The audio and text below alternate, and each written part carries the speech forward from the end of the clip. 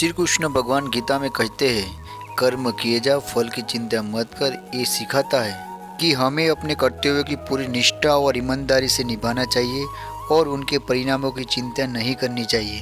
कर्म का फल हमेशा मिलता है, चाहे वह अच्छा हो या बुरा, इस समय पर निर्भर करता है। अच्छे कर्म करने से जीवन में सुख और शांति प्राप्त होती है और दूसरों के दिल में जगह बनती है। बुरे कर्म करने से जीवन में दुख और कष्ट का सामना करना पड़ता है और लोग भी आपसे दूर हो जाते हैं। कर्म ही हमारे भाग्य का निर्माता और जीवन का निर्धारित होता है, इसीलिए सही कर्म करना आवश्यक है। सही और नेक कर्म करने से ही सच्ची सफलता मिलती है और जीवन में स्थायी संतोष मिलता है। श्रीमद् भगवद गीता में कहा गया है, कर्म करो, फल की चिंता मत करो, क्योंकि कर्म ही सबसे महत्वपूर्ण है। कर्म का मार्ग ही सच्चा मार्ग है, जो हमें मोक्ष और आत्मा की शुद्धि की ओर ले जाता है।